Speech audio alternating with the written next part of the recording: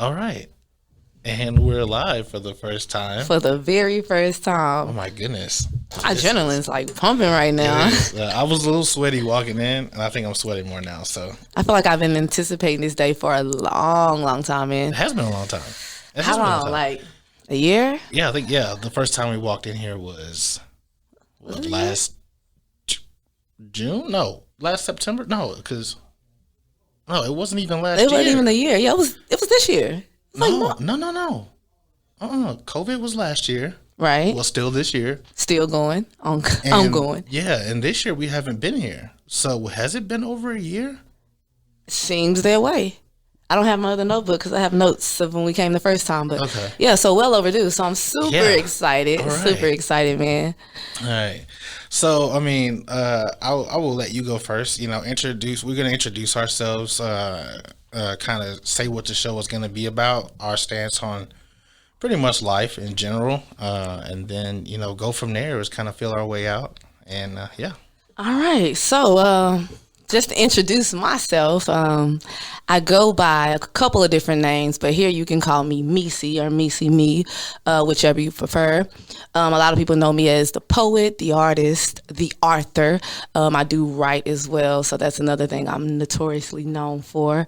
I also have I don't want to call it a nonprofit because it's not technically a nonprofit, but I do have an organization that I created called Mom as well, which is something that I also do. It's targeting mental health, specifically in the Black community, but we help abroad, but we target the Black community about mental health awareness, things like that.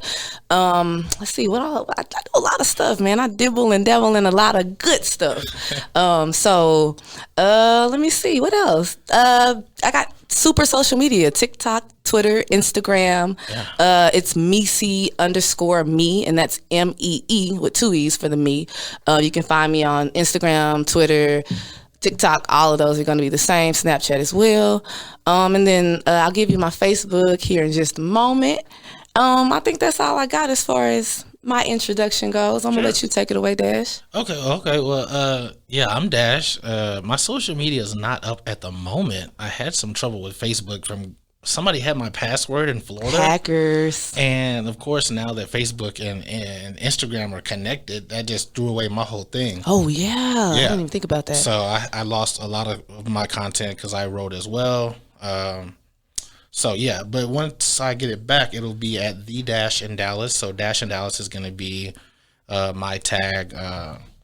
And the vision that we have for this show really is just like it's an open platform show. It's about progressive. It's progressive in nature, actually. Right. Because we're not.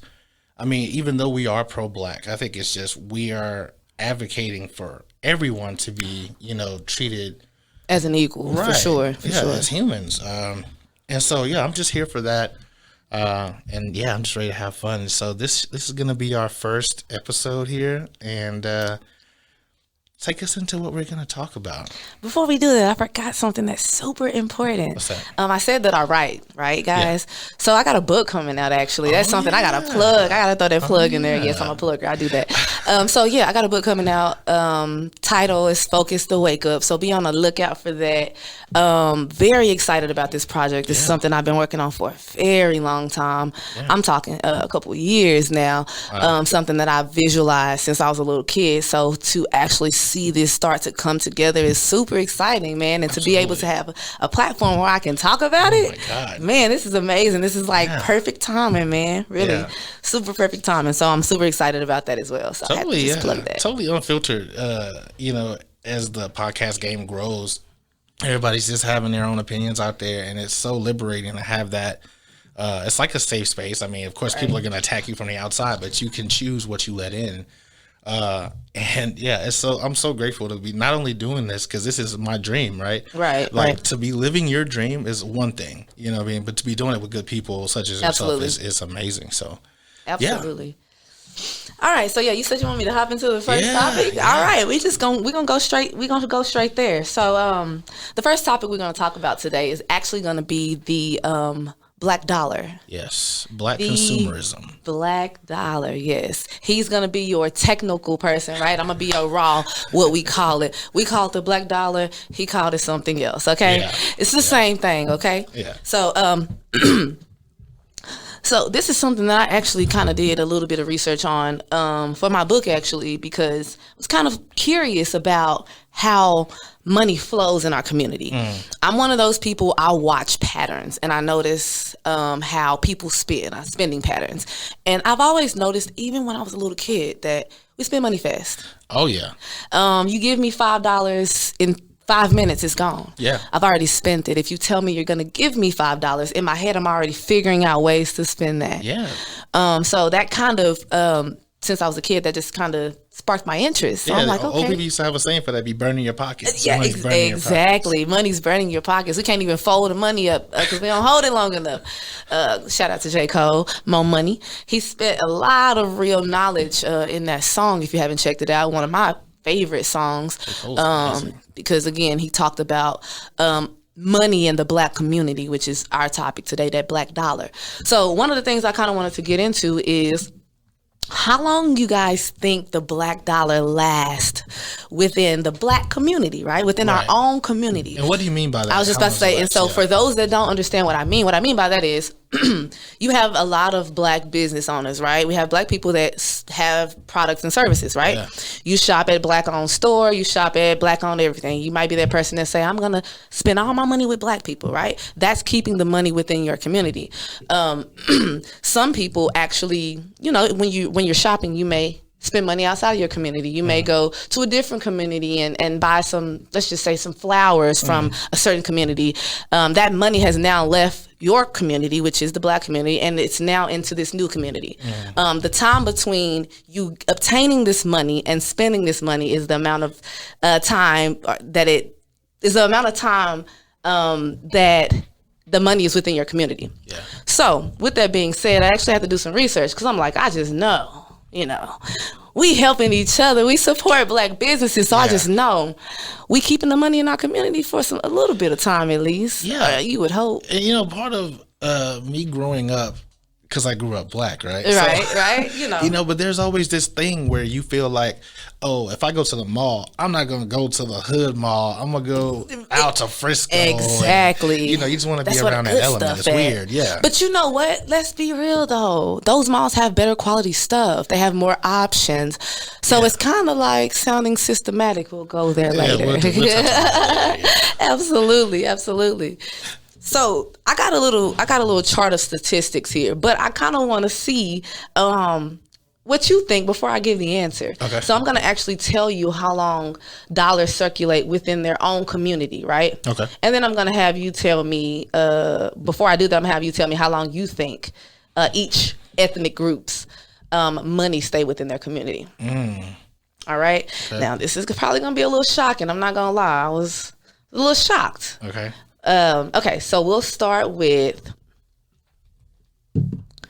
the white community. How long do you think the dollar stays within the white community? So just at an outside view, I'm looking at the quality of life and the way they live. So it's like, okay, you got the home, you got the private school. Maybe I'm not trying to be overtly biased here or prejudiced, but go to college and everything. So I would say, let's say somewhere like Highland Park, I would say that money would circulate maybe about a couple of years before it makes it out.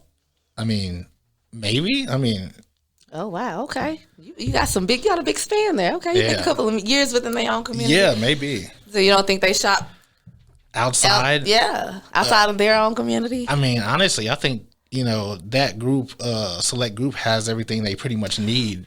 See, I'm gonna go against that, and I'm gonna say the opposite. And it might be because I kind of know the statistics. Okay. But if I didn't, I still would say something differently. And the reason why I say that is because I know, and again, this is not to be a racist or anything or target a community, but this is just speaking facts. Sure. The Asian community are creators of everything. Let's be real. They create everything. Yeah. So even if the white consumer is buying things, majority of that's made in Taiwan and it's made in China. So technically speaking, you're not circulating it in your community. That's true. That's in their community. That's true. You even have, you even have white business owners who hire minorities from other countries, right? So again, you got these minorities making your materials, and then you know what I mean? So you're really, are you listening? I'm just saying, that's how my mind goes. It's like, okay, you spending that money, but you're not, let's be real, white people they're not making the product. They can afford to purchase the product, but they're not out here in the shops making that product. The Asian community is. So if you were to ask me before I even read the data, I would have told you I think the Asian community has the longest standing dollar, because they create so much. And it's not just for one group, it's for multiple groups, because think about the things that we buy from the Asian community. And I'll go there in a second, but just think about that. So you still want to stick with a couple of years for the white dollar? Well, okay, given that circumstance, so let's say, because I'm not sure how the range is calculated. Okay, you know what, let me do this. I'll do this for you. It's a year is too much. That's too much. Okay, think days or weeks. Okay, all right, so in that aspect, I would say maybe 3 to 4 weeks. 3 to 4 weeks in the white community? Okay, it's 17 days. 17 so days. Almost 2 weeks. Wow. Now, I'm reading statistics according to a document that I pulled. It's called The Value of a Black Dollar. It's on Nashawn Alexander, medium.com. And I have another article that has the same chart on thefamilymoneyonline.com if you want to read those statistics. So they say that about 17 days, the money stays within the white community. Wow. So, what do you think about that? You think that's kind of low? You think that's low? I feel like that's really low. With your metrics, what you saying a year, I can see how you'd say that. Yeah, I mean, because like I said, with the example I use with Highland Park, you look at this place. Even if here's a fun exercise for everybody. If you've never been to Dallas, type into Google Maps Highland Park. Right. Yeah. And it's literally a small island in the middle of Dallas. Literally, right. I'm not gonna lie. Like, when I first came to the DFW, and guys, I've been out here since 2010 in the DFW specifically, but I moved to North Dallas in 2015, and that was my first time just really driving around these parts of Dallas. And so I went to your McKinney's and your Frisco's and your Princetons, and I'm like, man, it's nice out here. And then I keep going, and I run into this random area in the middle of, like you said, in the middle of Dallas, and it just looks like money. It just looks like money, and it's just like, man, this is unheard of. They have their own fire department, own cops, own everything. That's a different way of living. I'm not gonna lie. That's some nice living. One day we'll be there, man. Yeah. We'll be there. All right. The next community we have, the Asian community. Okay. How long you think the dollar circulates? All right. So if we're going off our assessment from earlier, let's say 21 days. Close, 30. Wow. They have the highest number. Wow. The dollar stays within their community for at least 30 days before it makes its way out. Exactly. And that's how they're able to maintain their economy, right? Yeah. Now, and again, don't shoot me. I'm just a messenger, and I'm going to read the stats. And if you don't like the stats, then let's be the change we want to see. Right. How long do you think the dollar lasts in the Jewish community? Jewish people, see, maybe 18 days. Close, 20. 20 days. 20 days. 20 days. All right. How long do you think the black dollar? How long do you think the dollar lasts in the black community? Okay. I would say maybe 14 days. 14 days? Yeah. Man, I don't even want to tell you. You want to know? I don't even want to tell you. I'm embarrassed. Lay it on me. I'm embarrassed. Guys, the black dollar circulates and lasts within our community 6 hours. Wow. 6 hours, guys. 6 hours, bro. So that means you get paid, you go to a couple friends' house, y'all play basketball a little bit, and you're like, oh snap, I need to go buy some shoes. And then you go to the store, and boom, now your dollar is no longer within your community because you're not buying specifically black owned. You're going to Foot Locker or Foot Action. And again, you're not circulating the money within your own community. So let's unpack that a little bit. Let's do it. So, and I'm just being real. I'm only going to speak from my life, right? Right. This is the most experience I've ever had with anybody's life. It's my own. So there's been times where, and it really depends now because my friend group has evolved. Right. Same. I used to have friends where all we would do was go out and drink every weekend. Right. Like every weekend. And then, looking back now, the bar that we went to, it wasn't a black bar. Exactly. And even if it was, I mean, honestly, still, what kind of mindset is that? But yeah, so other than, I mean, obviously shoes and stuff like that, like why, what do you think our mindset is behind as soon as we get paid, we have to give that money away? I think it's it's a couple of different things. And sorry, this is probably the psych major in me, but it's like the trauma we dealt with as slaves. Let's just be real. I didn't even want to go there, but I'll just take it there. It's like there's been so much taken away from us, right? Everything we built gets taken away from us. As soon as we start building something, as soon as we have something, Wall Street, Black Wall Street, they rip it away from us. So it's like we're playing this catch-up game. It's like, okay, we spent our whole lives wanting nice things. Now I got money to get those things. I'm finna go buy all that shit. I'm not gonna lie. Like, I used to think like that. Like, I didn't grow up with a whole lot of money. Yeah. And so when I went to college and let's just be real, they start throwing all these refund checks. I'm like, that's the most money I ever seen. I want a new outfit. I want a nice phone. I want nice things. I've never had these things. I've never had this kind of money where I can do that. Right. And so you see the Black community, you see us spending this money without thought because we're not taught. A lot of us were not taught financial literacy growing up. We're not taught how to manage our money, and I was one of those people. So I'm in school and I'm just spending money on things that I've always wanted that I really don't even need, just because I'm trying to fill that void. And it's like I'm constantly chasing this high of, man, I gotta have that. Man, I got to do this. I gotta,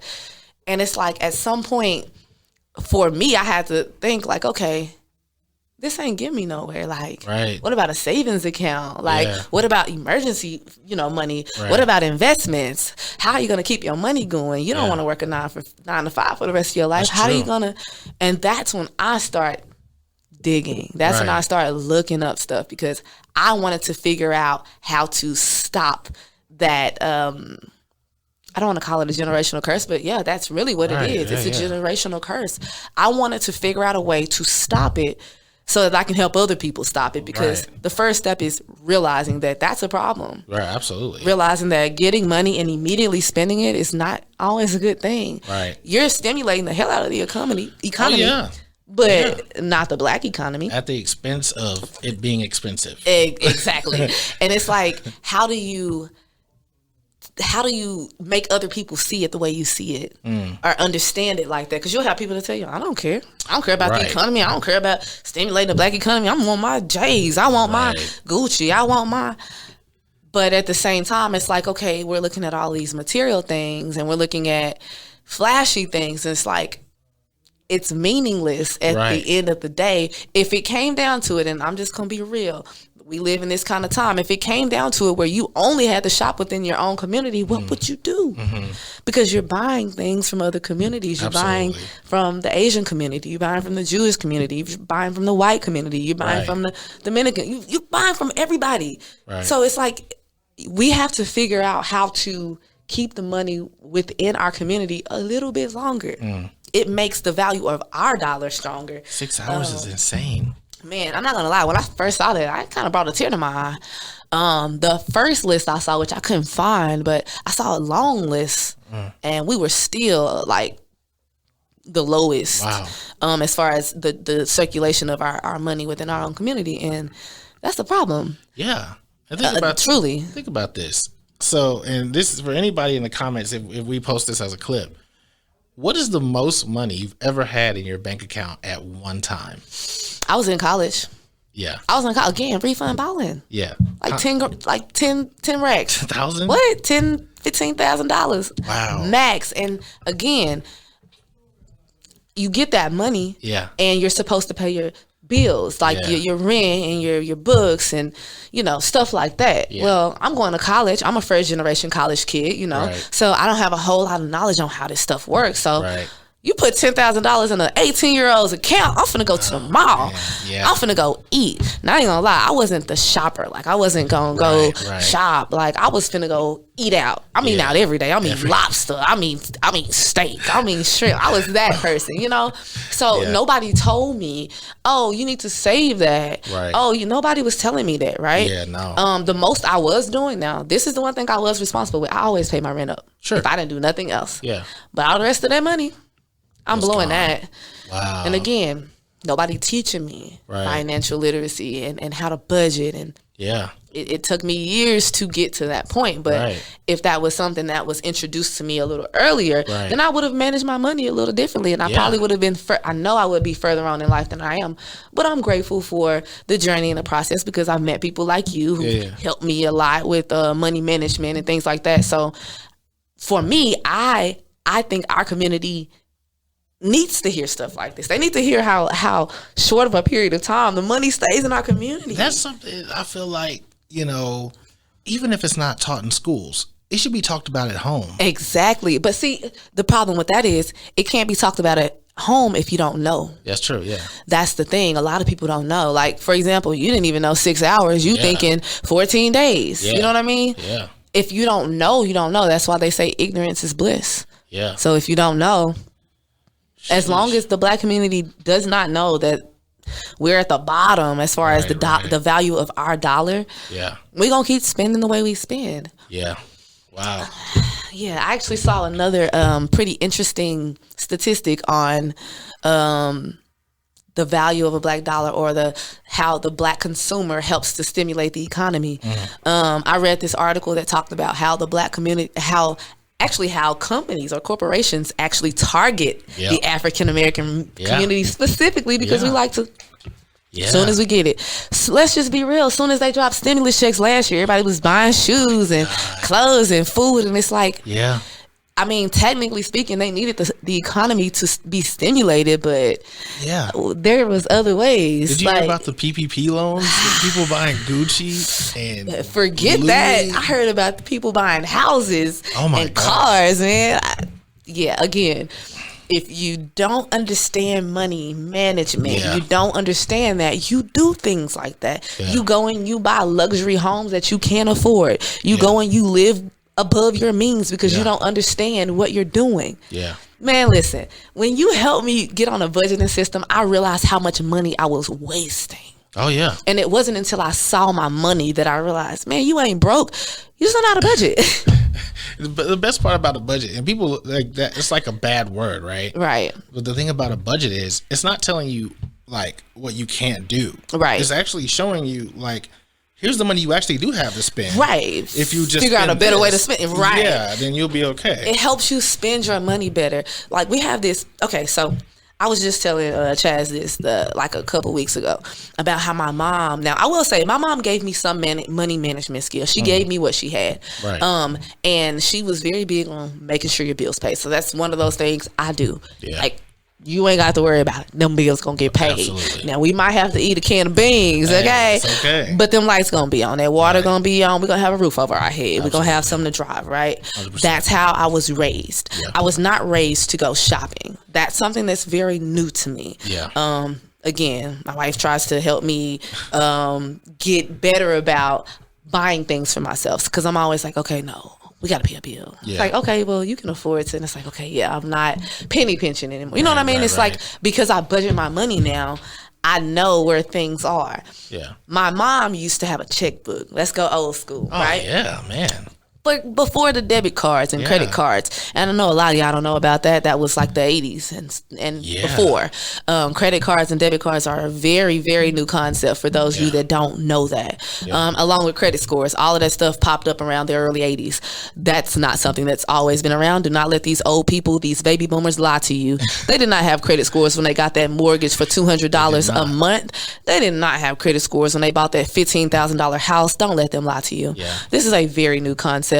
This is the kind of information our people need to know. They don't know that. Yeah. So again, my mom, she never really had a debit card. She always had a checkbook. So she would keep up with her money by balancing her checkbook. Yeah. Now, for people that don't know, what that means is you're keeping up with the deposits and the withdrawals within your checking account. That way, you know how much money you have available to spend. Right. This was pre-mobile devices. This was pre-apps where you could just download. Check your account balance by clicking like, on it. oh, here's my thumbprint.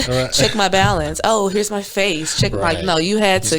You had to keep that stuff on paper. Right. And if it wasn't on paper, you could call a phone number, and an automated person would tell you your transactions. Remember, like, I mean, obviously we're both showing our age here. It's fine. Cell phones weren't popular until it was 2005, 2004. Like, everybody started getting. I was about to say, I got my first cell phone in 7th grade, and that was 2005. Wow. I was in 7th grade, and I got my first phone. It was a track phone. I was excited. I had 300 minutes. Yeah. I had 300 text messages, and it was a good time. It was a great time to be alive. Wasn't a lot of coverage on them calls, but you know, that text would come through, so it was cool. All that, you know, before all this was started, balancing checkbooks was like, I think that was a course taught. Yeah, they actually taught. Do you see what I'm saying? Yeah. They actually taught that in school. Now, I do think it was an extracurricular type of thing, but it wasn't exactly. Yeah. It was like home economics. It wasn't a requirement, but it was an option. Yeah. And I feel like, I'm not gonna lie, I personally feel like it should be a requirement because you're required to navigate in this life and spend money and get insurance and you know, all of these things they don't teach you. File your taxes. Like, you're required to do these things in life, right? Yeah. These are life skills, but you're not required to learn these things at school, but you're required to learn Pythagorean theorem, which I have yet to use at almost 30 years old. But anyway, that's neither here nor there. But no, seriously, I feel like that's a course that should be taught. And if it's not taught, I feel like the community, we have a responsibility to teach people, again, financial literacy and financial responsibility. If you don't know, you can't make a change. Yeah. I didn't know the importance of budgeting until I did. So that's one of the reasons why we're doing this, because some of you out there probably didn't know that it was important to budget and to know where your money was coming from and going. Right. Some of y'all probably, listen, you don't know how many times I've randomly checked my bank account and had a charge on my account that wasn't mine. Mm-hmm. And I noticed that our generation, we have it, like I said, bad, just sliding that card without a thought. And then it gets down to $5. We're like, dang, I'm broke. And then we don't bother to go through the transactions and see what's going on with our money. Right. You might have had a transaction on there that wasn't even yours. Right. But again, my mama kept a checkbook. She always knew when something wasn't right because she balanced her stuff. If it didn't match her checkbook, she would go back through to figure out where she went wrong or who's wrong. Yeah. But this day and age, we don't really do that. We just kind of, slide, overdraft. Right. Oh, no problem. They'll protect that. It's so many safety nets on top of that. It's wild, man. The relationship with your money. I mean, if you're a single person, it should be like the number one thing or one of the top things. If you're in a relationship, it's very important. If you're in a relationship, definitely talk finances. It's going to come up eventually anyway, so you may as well go ahead and have those conversations. A lot of the time, the reason why those conversations are uncomfortable because we don't have money management skills. Yeah. And so we're normally embarrassed about the amount of debt we have and about how we spend our money or we mismanage our money. Yeah. A lot of us live above our means, and again, when you show your finances, it exposes you. And some people are a little vulnerable when they're exposed to that magnitude, so they hide it. Yeah. And it's like, okay, well, eventually that's gonna come to the surface, and you're going to have to deal with it. So you may as well deal with it from the top. Yeah. So if you know you're $100,000 in debt, talk about it. Yeah. Figure out a plan on how to pay that stuff off, because at the end of the day, it ain't going nowhere. It's real. It ain't going nowhere unless they get rid of the credit system, which is not gonna happen. No, not when it's so profitable. Exactly. I listen to Dave Ramsey, and he, like you said, debit cards and credit cards are relatively new. Very new concept. And debt, as it's been marketed to us, is new. Very new, man. We are trillions of dollars in debt, man. And what's funny is, to who? Like, okay. we made this up. Listen, I'm gonna be real with you. That's one of those things. That's one of those cloud type of conversations. Yeah. It's like we hear all the time, America is trillions of dollars in debt, and it's like, okay, who do we owe this money to? And then you'll hear, oh, student loan debt is like trillions of dollars. Like, who the hell do we owe this money to? Right. And where are y'all even getting trillions of dollars to even loan us for a country or an economy that has no money? I don't understand that. That doesn't make sense to me. So when I hear things like that, I'm just like, okay, let's just go print more money. And they'll tell you, oh, it's not that simple. Right. And then that's when it gets very gray. Yeah. Right. It gets very gray when you start looking at that. I'm starting to dig more into money and just currency, period. Not even just physical money.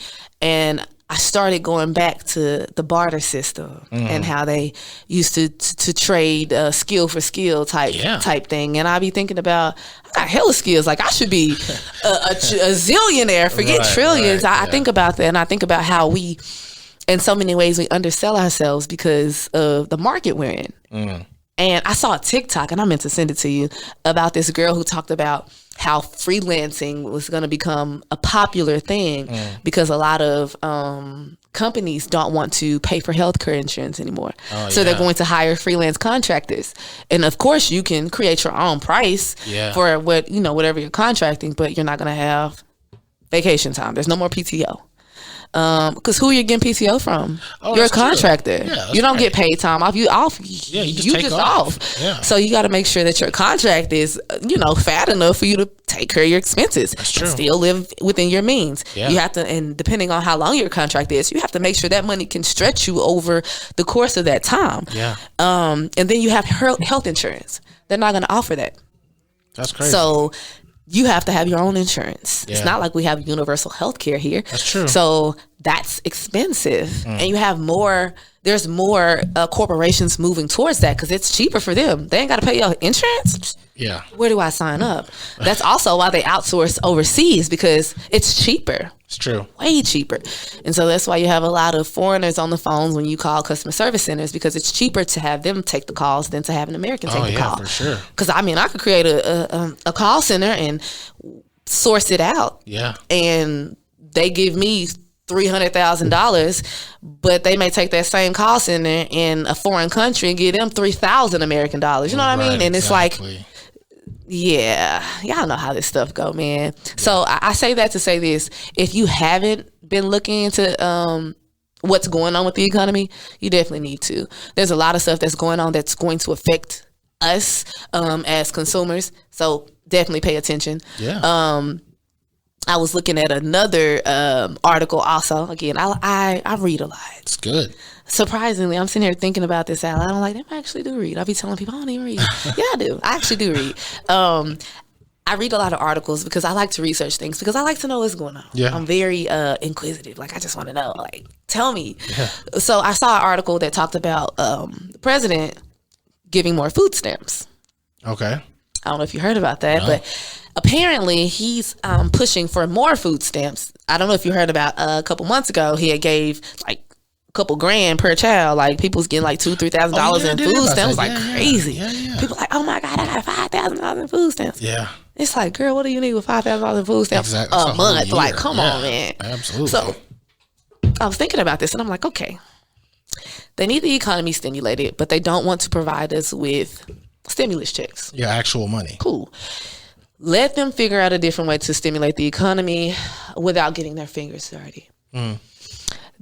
Now, we know it's illegal to do certain things like sell food stamps, right? But they know people still gonna do that shit. Yeah, that's true. And when you sell it, you're selling it to people, and let's just be real, to a lot of people that don't have money management skills. So what they gonna do? You give them $250, they finna go buy them J's. And what is that doing? That's still stimulating the economy. Yep. So at the end of the day, the government is still winning because they have us doing their dirty work, their illegal work, which is selling them food stamps and spending that money that you got from the food stamp money to purchase other goods and or services. They're going to get the cash somehow. Either way, the cash is coming because you're turning these stamps. I hate that word, like food stamps, whatever. But you're turning this food card into physical money. Yeah. even though you can't physically touch the food stamps, but they say, hey, it's 2,000 hollow dollars on here. You give me 200 real dollars, and I'll give you 2,000 if 50 cents on the dollar. But you hear that from me. Yeah. But yeah, what I'm just saying though, it's like now I just gave you 200 real dollars. Now you gonna take that 200 real dollars. You're not finna save it. Let's just be real. No, you finna go spend that. You might go to a nice restaurant. You might go to the store and buy some clothes or buy some shoes, or you might buy the latest CD or go to a concert. Who knows? Right. But the money is being spent. The economy is being stimulated. Yeah. Either way you look at it. Same with the child tax credit. Same thing's going on. Y'all giving money, and you got some people that's using it for child care, and some people using it for other shit. Yeah. Either way, the money's being spent, and that's what they need. Right. And again, y'all have to realize, and this is something I was going to say a second ago. I know we talked about it. The African American community, we're targeted when it comes to marketing. Yeah. So I read an article that says that they spend $4 million a year. Well, some companies spend about $4 million a year specifically to market to African American communities, right? So I'm like, man, y'all put that much money into marketing to us. That's why we see things like Popeyes, and you see these super black people like, yeah, eat this chicken, or you see your Sweeties at McDonald's, or your Travis Scott's at McDonald's. You have all of these black people advocating for these corporations, right? They're pouring millions of dollars into black advertising because they know that you're going to spend money. That's true. You see Sweetie, you finna go buy a Sweetie meal. Right. If it didn't work, they wouldn't do it. Hello. Yeah. And guess what's happening? They spent $4 million, but they finna get 40, 50 million times that because we're gonna go spend it faster than we can think about it. Yeah. And they know that, so they don't mind spending that kind of money on the marketing because it's gonna come back a millionfold. Man, that's I terrible. think that's the scary part, honestly, because we're used as puppets to make other groups rich. Yeah, that's true. But at the same time, it's all marketing and predictability, right? Right. So it's all based on data. They know at 5 o'clock in this neighborhood, McDonald's sales go up 30% versus lunchtime or whatever. Right. And that's what's funny because we have Channel 8 here, Channel 4 here, and those antennas or whatever, they only go a certain range, right? Right. And so Channel 8 in Dallas is not the same Channel 8 in San Antonio. Right, exactly. So we are getting different advertising. Exactly. That's so crazy. But at the same time, we're getting different advertising, but the same. Yeah. Man, it's the same purpose. Exactly. It's targeted. Yeah, it's the same purpose. We make it easy because we like to spend. Well, see, so now that you say that, why do we make it easy? It's because I don't know if anybody has really looked into The Matrix as more than a movie, right? Oh, I definitely have. You already know me. The Matrix is just not for fun. Okay. Yeah, that's a movie. If you haven't seen that for in some years, definitely check it out again. I watched it a couple of times recently, and again, man, that's a deep movie for real. Yeah, with an open mind, you could see that people are literally moving about without thinking. Yep, without thought. And it's like once you set a pattern, because we're as humans, we live on patterns and routines. So you would say, okay, well, before I go to work, I got to stop by Starbucks and get my coffee. Then, I got Netflix, I got Hulu, I got Disney Plus, I got HBO. All these services are able to go into your account at any time and take what they want. Yep. Okay. And then you're left with the rest. Okay. And so after all that's done, whenever we are marketed to, I would think about that, like Black Panther, right? Mm-hmm. When it first came out, it was, of course it was shown all over the world, but I remember seeing Instagram videos of like black people showing up in like dashikis. Honestly, think about how much we helped the marketing. Man, listen. I talked about during this time. I don't think I knew. Did I know you yet? When did Black Panther come out? What year was that? Oh, I don't think I knew you. And I think it came out either the year we met or the year before. It was probably the year before, yeah. When we were anticipating the release of Black Panther, because originally it was like, oh, Black Panther gonna be 4 hours, and I was like, that's fine. I'm watching all that shit. Yeah, right. But when they finally made the final cut, there were so many black people, right? Because again, black people, when we do things, we go hard. Okay. Sure. Yeah. Issa Rae said one time, she said, That's my baby right I'm cheering for everybody black. I'm rooting for everybody black. And I felt that. Okay. Yeah. And we that's my wife, man. As soon as I saw she awkward just got black married, girl, man. She did? Oh yeah, you don't be on social media. Yeah, man. She got married on you. She snuck and got married. Issa Rae, she eloped. Whenever he inevitably messes up. Wow. Y'all see that? That's crazy. Y'all see how they pray for our downfalls? That's crazy. Listen, it is what it is. When I saw awkward black girl, because we'll get into this in my personality later on in the series. Right. But I don't think women are funny, and I say that lightly because, of course, people are funny.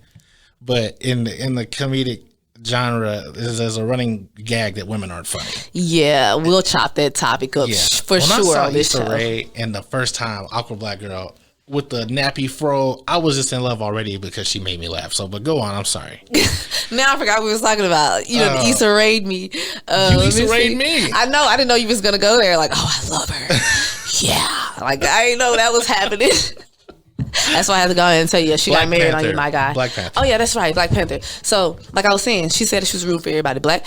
That's how the black community felt collectively, right? Yeah. Mind you, this is around the time when we're dealing with a massive amount of police brutality cases. We're dealing with massive amounts of hate crimes and things like that, right? So we're at the point in life we just won't see black people win, man. Like. I don't care who you are. Like, absolutely. I'm clapping. I be out on Twitter like, yes, black boy, yes, black girl. Yeah. Like, I'm that person. And I remember being in groups of friends and talking about going to see the movie. Yeah. And I had people that don't even like comics. Oh yeah, I'm going to see Black Panther. That's how massive it was. There was a big group of black cast members, right, in this movie, notoriously known cast members, not no little bitty, C, D list. I'm talking some A-list actors and actresses in this movie. Yeah. And so you have a big community of black people that want to see. For one, Michael B. Jordan, he was not in Marvel movies or anything like that. He had his own lane and his own fan base, right? That's true. And you already know your fans follow you. He gonna be a Black Panther? We watching Black Panther. You know how many girls drool over Michael B. Jordan? Yeah. You know how many girls was in that movie theater didn't care nothing about Wakanda? They was in there for Michael, okay? They didn't care nothing about that. They wanted to see him. They came to see him. Yeah. And then you have some girls, same thing with Chad Boseman. They came to see him. They didn't come to see a comic. They came to see these black men in this movie. Sure. And these black women in this movie. I ain't gonna lie to you, I don't know a lot of the women's full names, so I'm not gonna even say their names, but they didn't just come to see the black men. They came to see those black women too that were playing those roles. Was it Angela Bassett in there? Angela Bassett was in there. Yeah, that's right. There's this lady, she looks like Viola Davis, and I know she's not, but she was in that movie, and I don't know her name, but she is really good. She was in The Walking Dead. You know her. Yes. Wow. Yep. I didn't even watch The Walking Dead for real. I've seen so many clips. I know that face. Yeah. That's her. Wow. I remember when it came out, the Walking Dead fans were talking about talking about her. But yeah, like again, that fan base, they come in. Absolutely. So you have this big community of black people showing support, not off the strength of they fuck with Marvel, but off the strength of they fuck with black people. Oh yeah. So they're rooting for black people. Black Panther changed the dynamics of comics, honestly, because I see way more black people getting into comics and anime and things like that. I see way more. Oh yeah. I see the power in what we do. Absolutely. We get on the screen, we shine, and we got people dressing up like you said. People was talking about bringing collard greens to the theater, and people was in dashikis and headscarves and wraps and walking around with maracas and it was a dancing thing. And I say that because we do that, and I mean, of course, that made Disney hella money. What? And they got banked. Look, Disney owns ESPN. Look, let me tell you something. You heard what you saying? Think about that. That made Disney bank. Think about if that was like a Tyler Perry Studios type of. Exactly. That's what I mean by keeping money within the black community. That would have made millions for that black studio, which would have created millions of opportunities for up and coming actresses and actors and producers and so on and so forth. That's what we mean. Absolutely. A lot of y'all talk noise about Tyler Perry and make jokes and make fun of him. That man making massive moves in our community. Yeah, I got my own take on Tyler Perry too. You know, not him as a person, his productions, and I have a bias. I feel that, and I'm not saying that I'm just like I like all his movies, but I like what he does for the community. He provides opportunities. He provides opportunities, and I appreciate that. And he makes sure that our black actors and actresses stay employed. Absolutely, 100%. And I respect that. Like, you ain't never got to watch a Tyler Perry movie in your life, but guess who watching them? Right. Guess who think he funny as hell? Man. Guess who his biggest audience is when it comes to his box office tickets? It ain't us. It ain't us. Look, you know, okay, and I swear to God, I love everyone. And so when it comes to, there was a speech, I'm not sure who say nothing gave about my it. hospital cup. Oh, I'm not sure who gave this speech, but they said, you know, so we're talking like, let's say black music, right? They say black music sells more than any other genre correct. around the whole world, and it sells more than people's native music. Right. But yet we're willing to sing for pennies a record. And it's so crazy. See, and that's another reason why black people, we need to get more involved in things. Oh yeah. And when I say involved in things, I'm not talking just entertainment. I'm talking even politics. Like we have to get more involved. The reasons why they're able to do that is because the people at the top don't look like us. The people in those positions that can make things happen don't look like us. Yeah. And so the only way to counter that is move them people out that position. Yeah. Period. Like you got a lot of people that get in bad 360 deals. Oh man. They don't read contracts. They see fast money. They see dollar signs. They don't understand what they're really signing. Yeah. So now they broke on some TLC shit. Oh my God. You got people taking advantage of you because you don't understand the business side of things. Right, absolutely. And so for me, I've always thought it was strange that we were entertainers for everybody, but the poorest. According to statistics, like it don't make sense. Right. How is it that I can entertain you to this magnitude, but you ain't paying me what I'm worth? Oh, look, you know, don't get me started. So, you know, and even with, I can close this, even with sports, I think about like Rich Paul. Rich Paul is a basketball agent, right? He has LeBron and they have a business together. And you would think, you know, in that field, there's not a lot of black representation, right? And these agents that are really good, I've seen like Italians and Jewish guys, right. But there's not a lot of black representation. And so when it comes to basketball, where black men make up, I want to say about at least 70% of the league, you got your Europeans, right. So why don't we have agents? Think about the Olympics, right? Man, look. You know with the sports, you already know. I'm not saying this any type of way. Okay, back when there was a lot of brutality and things like that, and I know as a progressive podcast, we don't want to harp on things in the past, but we do need to talk about the facts. Right. This country at that time was deeply divided with semantics, right? So it was like criminal intent or whatever. He was a criminal. He was this, he was that, or she was this and she was that. When I think about the Olympics, right, and how I read an article that said somebody got either fined or disciplined for doing like a black power fist on in the top 3. What? Yeah, I'll look that up here in a second. I feel like I remember somebody this. got in trouble for that. I feel like I remember that. Yeah, and so I wondered, all the black athletes are representing the country, and then even further than that, black people in the military, you know, fighting for this country that kind of on a frequent basis shows that we're underappreciated. Yeah, don't give a shit about you. I'll say it. Don't give a shit about you. Yeah. They don't give a shit about you. And it's tough, you know, to wake up to that realization that we have done the work for this country literally since day one, right? Yep. And to get on a national platform and Simone Biles go kill it, and she'll have to say, hey, listen, I got to back out. My mental health is like, I don't feel right. And to get slandered. Man, you done hit a sensitive spot, because I have to get off social media, man, because there were so many people on this whole she shouldn't have quit, and this is not about her, it's about the team, and she's representing the country. And it made me think about how selfish we are. We don't think about the impact that things have on the people that's actually doing it. Everybody's like counting on this one person to carry the team. It's a team.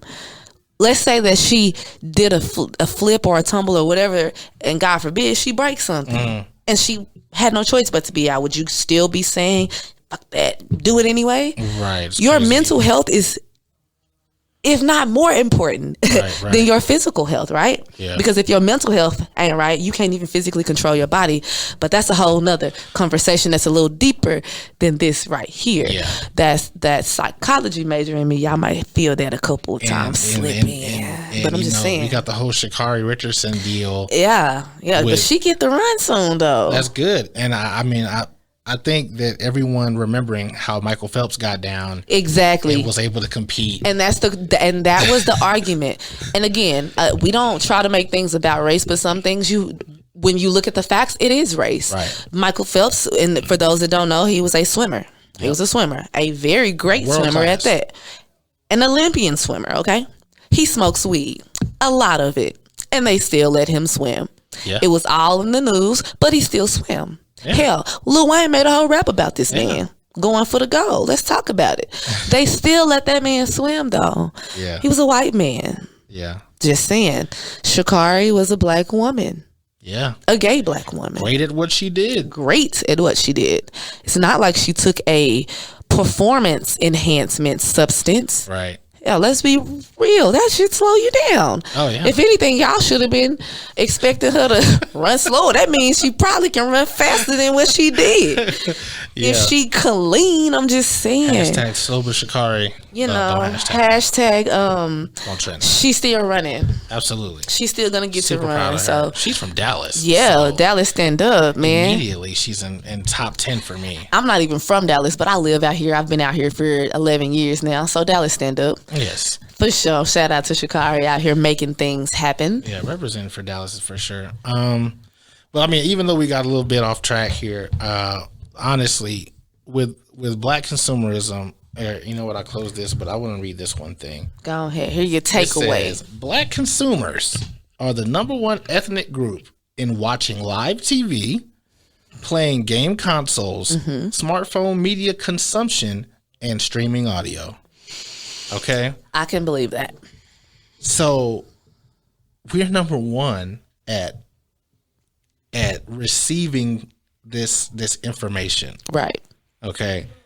How do we turn that? How do we change the narrative? Because right now that narrative could be shifted negatively. Right. They're always in their phones. They're always at home, watching TV, whatever. How can we, as a people, as a culture, as a unit, shift the narrative to making that positive for our black dollar?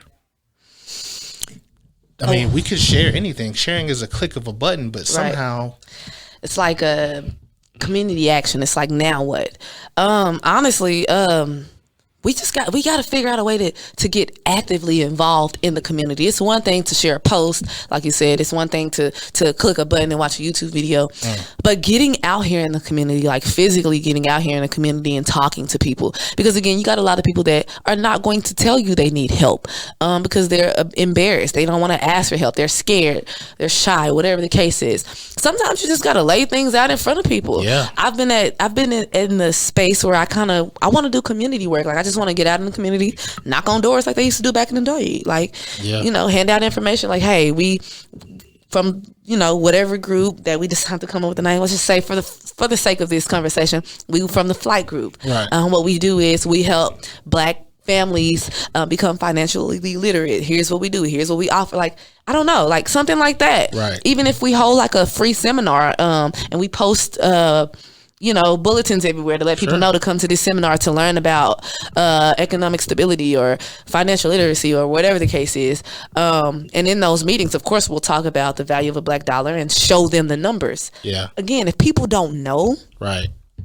Absolutely. they don't. What can they really do? And not only knowing, it's like have that conversation, man, with your friends. Like if you feel absolutely. like your friend group is is all about going to spend money. I'm not saying stop hanging out with your friends. What I'm saying is, all the proverbs, that's the reason why they're proverbs. If you hang around 4 broke people, you'll probably be the 5th one. Exactly. All these rich people that hang around each other, they trade secrets. Yeah, they stay rich because of that. Yeah. They trade secrets. And it's the same thing with broke people, but it's just on a broke level. Exactly. Yeah. You are like, these cliche sayings are not really cliche. You are the company you keep. Absolutely. I talk to Jazz about this all the time. I talk about how I don't want to be the smartest person in the room. Never. I want to be in the room amongst people that are smarter than me, people who can give me knowledge of things I don't know. Yeah. I used to be the smartest person in every room growing up, and I used to pride myself in that. Yeah. But the older I get, the more I understand I don't want to be the smartest person in the room all the time. Right. Sometimes I don't mind because I have a lot of knowledge to kick to a lot of people, Right. but I don't know everything. Right. I'm still growing and learning. So I try to surround myself with people who are already where I'm trying to go. Yeah. Absolutely. And so I'm continuously trying to figure out a way to network. Yeah. I'm continuously trying to figure out a way to get groups of people in a room that are like-minded, that have the goal and the vision of being successful. Because when I say like-minded, I don't mean you got to agree with everything I say, because I cuss a lot and a lot of people ain't gonna agree with that.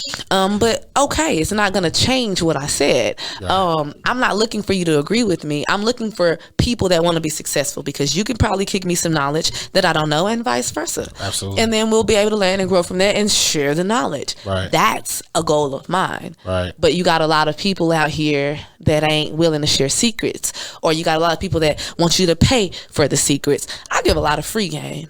Yeah. And that's mainly because, like Issa Rae say, I'm rooting for everybody black. I want to see everybody win. And not only that, not the people that don't want to give away secrets. Well, you got people out here who actually don't want you to, the crabs in the bucket mentality. Yes. They don't want to see you make it either. Which is nuts to me, because how does that affect you? How does me being successful affect you negatively? I don't understand because that. they know at one moment you wake up one day and you realize that you feel like you're down here. Okay. And if you know somebody else is down there with you, it gets comfortable. True. This person levels up, you feel like you're going to be alone. Nobody wants to be alone. We're not made to be alone. So yeah, then that happens to just trigger this sense of, dissatisfaction, which sucks. Yeah, that's where that hater mentality comes from. I'm not familiar with that. That's probably why that was just new to me. That just made my head hurt. I don't do that hateration, holleration business. Yeah. I'm interested in everybody winning. I'm the person that scroll on social media and I see strangers and I'm crying real tears because I'm happy, like it's my mother or it's my cousin. I'm that person. I'm so in tune with my community. I just want to see people win. Absolutely. And again, beyond my community, I just want to see people win. When I see positive things going on in any community, I want to see people win. I want to see people doing good. And that's the ultimate goal. Yeah. But I know for me, I have to start within my own community and build up. Absolutely. And so that's one of the reasons why flight is a thing. Yeah. I don't even think we told people what flight stands for. Man. No. And you know what? Since we're pretty much out of time, let's talk about that now. So flight was an idea that was birthed into this, right? But it all started from an idea. Tamisha and I, we're along the same lines of thought when it comes to where we put our energy. Like, where can we be most useful? Where will we be the most happy? And I think we would be the most happy, free, from putting our energy where we don't want to put it. So one day we just like, hey, you know what? One day we're just gonna go to the airport. I'm just going to wake up one day, go to the airport on a Thursday, and no bags, no nothing. We're just going to go look at the board and see what flights we want to take. We're just going to get on the plane and go, and we'll buy clothes when we get there, and then we'll come back. That's going to be a lit time, too, when we do that. Yeah. Yeah, that kind of birthed this, like this whole flight experience, this flight movement. And for those that don't know, which is probably everybody, flight is actually an acronym. It actually stands for fight like it's gonna happen today. Right. So that's what this whole thing is about. We're about giving you guys knowledge and wisdom so that you can do the necessary work to make sure that you can make things happen. Right. So that means putting in that full force work like it's gonna happen right now. Like if I told you, if you fight like there was no tomorrow, you'll get $1 million at the end of this. You gonna fight like it's no tomorrow. That's what flight is all about. We're about fighting like it's gonna happen right now, today. Not tomorrow, not next week, but today. So that's what this whole podcast is about. That's what this movement is about, because this is beyond a podcast. That's what this whole movement is about, man. It's all about setting people up for success, giving them the tools that they need to be successful, and making sure they fight like it's gonna happen today, man. Absolutely. Shout out to you for using my real name on the recording. It's all good though, because they need my Facebook. They need my Facebook anyway. My Facebook. He said my real name. I told you to call me MeseeMee, but like I said, I got a lot of names. Tamisha, that's my name. That's my government. That's a studio. So yeah, so you can find me on Facebook. It's Tamisha. That's TAMESHIA space me, and that's MEE. That's 2 E's. Never forget that. Last name is Arthur, ARTHUR. Not like a writer, but like the cartoon character. So that's Tamisha Me Arthur, for those that are looking for my Facebook profile. Again, if you want to find that mom page, there's a link on my personal page to get you there as well. I give out a lot of resourceful information regarding mental health within the Black community specifically. But again, I'll help anybody that's looking to get some type of mental health resources. If that means giving you information as far as the things that you have available to you, or if that's just you hit me up on the mom page inbox wanting to vent about something. Again, I got a degree in psychology. I'm not a psychologist, but I do have a degree in psychology, so I do have some tips and some helpful things to help you navigate if necessary. Yeah. And that's all I got, man. Sweet. We will see you guys next time. Next time. Peace out, everybody. All good.